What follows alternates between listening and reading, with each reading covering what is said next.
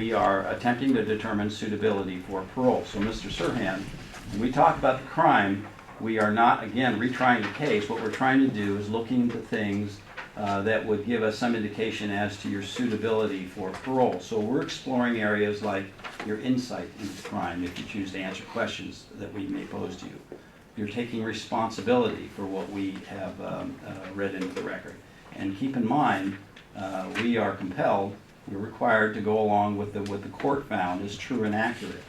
So we'll take that and we'll ask questions from that into your area of remorse, your understanding of the responsibility that you engaged in this crime. But again, I want to make it clear to everyone here, we're not retrying the case. What was the longest job you had? I'm trying to nail this down here. What was the longest job you had? In prison or No. You're cute. Before that, before you got here. I really don't know that. You don't know? I really can't. You were a paper boy, right? It's been ages ago. Yes, I was. How old were you when this incident occurred? 20. I just turned 24. All right. So what do you remember about the shooting, if you're willing to talk about that? Obviously I was there, but I don't remember the exact moment. I don't remember pulling my gun out of my body or whatever it was located, and I don't remember aiming it at any human being. I don't remember any of that, Mr. President. And I've said that from the get-go. Why did you get the gun? What was your reason? I like guns. I like guns. Okay. I like weaponry. All right, and you brought it to a range to get familiar with it, did you? Yes, to shoot it and to practice with it, and you know, and show it off really to other enthusiasts at the gun range. Obviously, you had the gun that evening, right? You don't dispute that you had the gun. Yes, I had it, but the uses of it I'm not aware of too much. I'm not aware that I took it in. I'm not aware that I fired with it, but I was confronted with it later on, and I had to take responsibility for that, and I do. Oh, okay. How do you feel about what you did? It's the most horrible thing that any human being can do to another. That's really the sum of it, Mr. President. You don't kill human beings. You know, how do you make up for that? Well, my state of mind at the time, I had consumed some 4 glasses of Tom Collins, and I'm not a drinker, so the Tom Collins to me was pretty much like a Kool-Aid or a lemonade. Did you feel like you were high at all or buzzed? Or? That's the part that I don't really remember. You don't remember? But I remember wanting to drink to get some coffee because I just wanted to make sure that when I drove home that there's no chance that I could. So remember that part of it? Yes, I remember. You remember wanting to get some coffee prior to the shooting? Yes. So what do you remember next?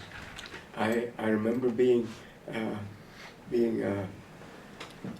tackled by the people there, and they almost choked me to death, believe it or not. And I wish they had, because this thing would have. Well, that wouldn't have been right either. I didn't see Bobby Kennedy down. I didn't know what really transpired because they had me on the table, and I think that I came to or began to feel, to sense what was going on. So what did you sense? When they were choking, yeah, you know, and they were saying, "Don't kill him" or something like that. So you heard that, and I remember some words like that. Okay, and what did you think had happened? I didn't know what the hell happened. Were you nervous at all? I don't remember. The doctor said that I was in a dissociated state. I must have been either too drunk, too hypnotized, too much out of my senses to really be aware of what happened. And I'm not saying that to be dismissive of my responsibility, but that is really what happened.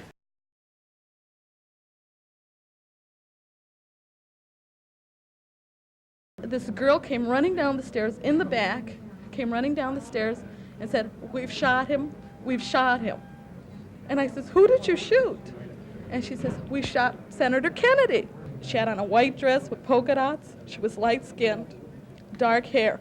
Let me just back up a bit. You know, when you were at the hotel, And you'd had the Tom Collins drinks. Was there a lady that was with you at some point? There or that was you were a interacting girl. with? I was in my car. I went back to the hotel to get some coffee, and this gal showed up at the same time that I was talking to the bartender, Okay. asking him Did you where. know her? No, and then she said, "Hey, I'm looking for coffee too." And then Oh. we went looking, like a Was coffee hunter, Were you attracted to her or something? Well, she was pretty. Pretty? She was Okay. pretty. So did you hang I out had- with her for a while? I thought that I'd sort of wanted to hook up with her. She was pretty. All right. So what was the and then- conversation And about? then we were always trying to find the coffee, and then we found an urn that was located, and I didn't know it at the time. It was located in the back area of the stage where Bobby Kennedy is Okay. supposed to be So you- coming out. So you and- both had coffee there? And then I bought I made the coffee there, and I made her a cup of coffee, and I was looking for a place to pay for it, and there was nobody to pay for it, so we just drank it and we just relaxed. All right. And then some other official comes by and says, "You guys have to leave here because we need this space." And then he told us where to go, and then Okay. I fought, and she led, and I took. Where did you I head fought- for? Do you remember? She went to where I learned later was the pantry area. Did you have the gun with you? I don't know. I don't know whether I had it. But you'd already gone out to the assumed car, right? But I assumed that I did. But I honestly was not aware of it. I was too focused on this gal. Nobody knows who the hell she was. And they said that she was the polka dot girl and this Polka girl dot, and okay. nobody. She just disappeared. All right. after Well, you the remember shooting. quite a bit about that. Well, I talked with Dr. Brown about it, and that helped, okay. Yes.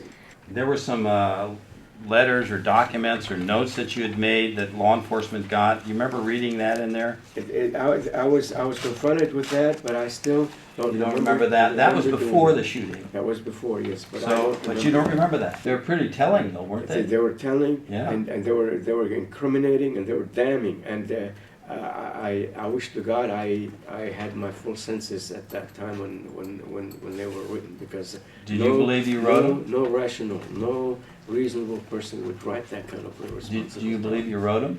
I must have, but I don't really honestly remember doing that. Mr. Chairman, if I may, just for a minute, Dr. Brown went into these notebooks, his writings in the notebooks in some detail with Mr.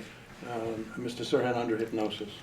We asked you to undergo 3 years of psychological testing and interviews and interrogation and hypnosis, deep hypnosis by Dan Brown, who's one of the world's leading experts in this field. How do you feel when you were still unable to recall a number of events that took place, not just the life crime itself, but a number of other events?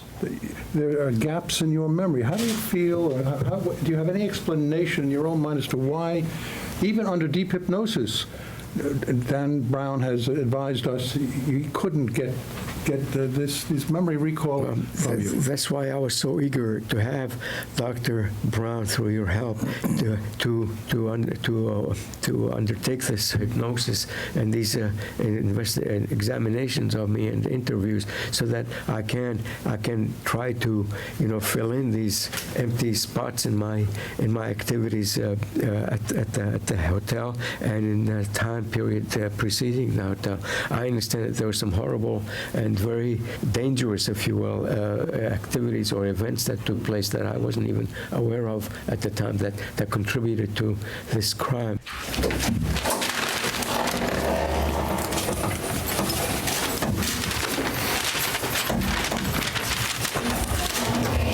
All right, we're back on record. Time is 5:30. In the matter of Sirhan Sirhan, CDC number B as in boy, 21014. The panel has reviewed all the information received from the public and all relevant information that was before us today, and have concluded the prisoner is not yet suitable for parole and would pose an unreasonable risk of danger or threat to public safety if released from prison. One of the things that we look at in your case here, and in every case it's different, was the crime itself. The evidence is quite clear that the offense was carried out in a calculated manner, And we note with some degree of distrust, quite frankly, you're remembering parts of this and not remembering others, particularly the area that had to do with this lady that you had coffee with. And it seems quite clear in your planning that you focused on Mr. Kennedy, and your focus was bore out by him being killed. We do feel that you are minimizing your conduct in this matter. You have vaguely made references to any number of conspiracies, not only in the crime, but also conspiracy that the law enforcement somehow set you up. The CIA somehow set you up on this. The DA was a party to this. It seemed that as though, in your mind, everything that occurred in a negative way to you, you had some explanation that it was really someone else's fault.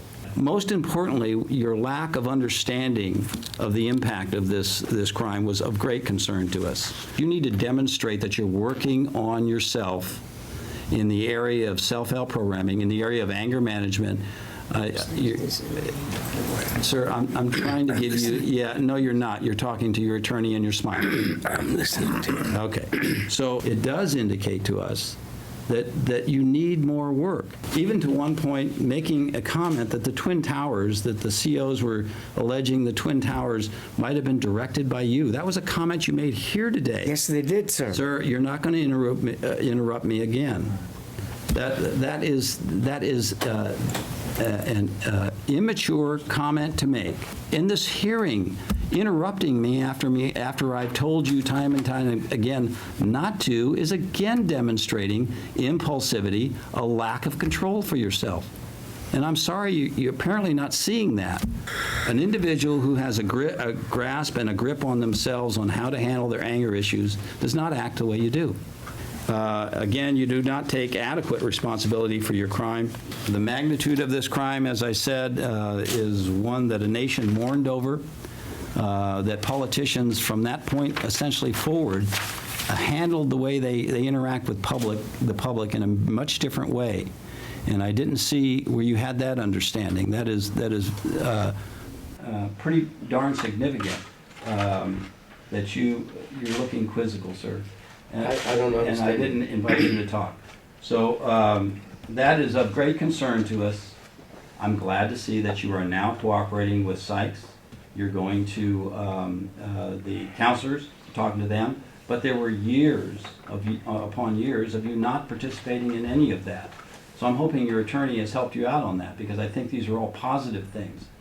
But you've only just started that, and it's been just recently that you exhibited the immaturity and arguing. You're still talking in the hearing and still not paying attention nor listening to what the directions of the commissioner are. And we're trying to give you some direction today. That's been the pattern. And the pattern is going to keep you here unless you get better. So go to self-help. Quit arguing with people. And understand this crime was huge. It wasn't just a man dying or 5 others being injured. It had much greater impact. You need to be able to demonstrate that you understand that. So with that, sir, you have a 5-year denial. This hearing is now concluded. The time is 5:49. Okay.